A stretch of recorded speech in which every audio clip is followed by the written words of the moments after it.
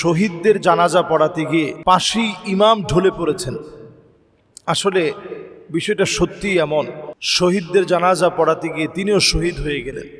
আসলে আল্লাহ তাআলা মনে করায় দিলেন যে মৃত্যুটা এমন, যে কোনো মুহূর্তে আরেকজনের জানাজার নামাজের পরে আমার জানাজা হবে, এই পরিস্থিতি আল্লাহ তাআলা তৈরি করতে পারেন। আল্লাহু আকবার। আমরা অনেক সময় বিষয়গুলো ভাবি না, কল্পনা করি না। নবীজি জানাজার নামাজের সময় মনে করায় দিতেন, সল্লু ক্বাবলা আন তুসাল্লা আলাইক, জানাজার নামাজ পড়ো, জানাজার নামাজের সময় তোমরা মনে করো একদিন তোমার উপরে জানাজার নামাজ দাঁড়ায় যাবে। এই জানাজার নামাজ পড়ার আগে, আপনার উপরে যেদিন জানাজার নামাজ দাঁড়ায় যাবে, তার আগে নিজেকে নামাজি বানান, নিজেকে আল্লাহর দিকে আনেন। নামাজি হওয়ার জন্য আমি সবচেয়ে বড় আমল বলে মনে করি, এই ছোট্ট একটি আমল করলে আপনি নামাজি হতে বাধ্য। সে আমলটা হচ্ছে সল্লু ক্বাবলা আন তুসাল্লা আলাইক। তুমি নামাজ পড়ো, একদিন তোমার উপরে নামাজ দাঁড়িয়ে যাবে।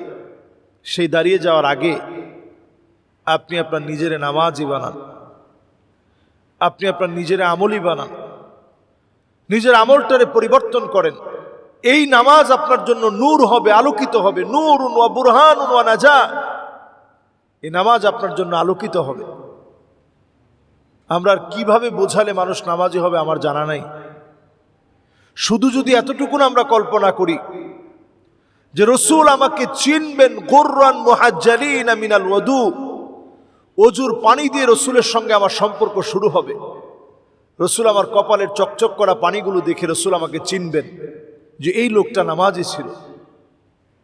দেখেন, একজন ইমাম জানাজার নামাজ পড়াতে গিয়ে তিনি চলে যাওয়া, তিনি ঢলে পড়া, এটা প্রমাণ করে দেয় যে কোনো মুহূর্তে মউত আমার কাছে চলে আসতে পারে। মউতের আগে কিছু প্রস্তুতি নেওয়া। মাউতু কাসুন কুল্লু নাসিন শারিবুন, আল কবরু বাইতুন কুল্লু নাসিন দাখিলুন। এই মৃত্যুর আগে, এই পাত্র থেকে পান করার আগে নিজেকে একটু প্রস্তুত করেন। মৃত্যুর প্রস্তুতির জন্য মাঝে মাঝে কবর জিয়ারত করার পরে মনে করেন যে আমাকেও কবরে যেতে হবে, আমাকেও এই কবরে যাওয়া লাগবে, এই কবরে আমাকেও ঘুমাতে হবে। এই কবরের প্রস্তুতি যে যত বেশি নেবেন, আল্লাহ তাআলা তাকে তত দামি বানাবেন। কবরের প্রস্তুতি যার যত বেশি হবে, ওই লোকটা আল্লাহর কাছে তত বেশি দামি হবে। কবরের প্রস্তুতি আপনার যত বেশি আপনি অর্জন করতে পারবেন, তত বেশি আল্লাহর নৈকট্য আপনি অর্জন করতে পারবেন।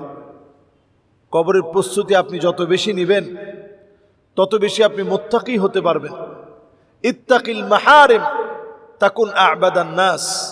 আপনি যদি হারাম বর্জন করেন কবরের ভয়ে, আল্লাহর সামনে দণ্ডায়মান হওয়ার ভয়ে, আল্লাহ তাআলা আপনাকে আবেদ বানাবে। সবচেয়ে বড় আল্লাহর ওলি হিসেবে আল্লাহ কবুল করবেন।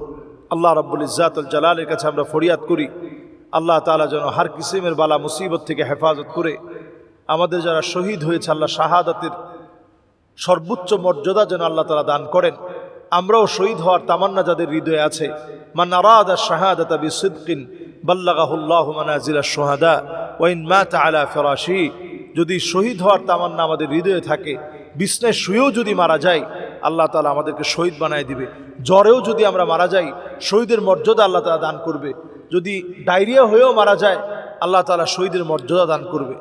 শহীদি মর্যাদা আমাদের প্রত্যেকের হৃদয়ের তামান্না যেন হয়। আমিন।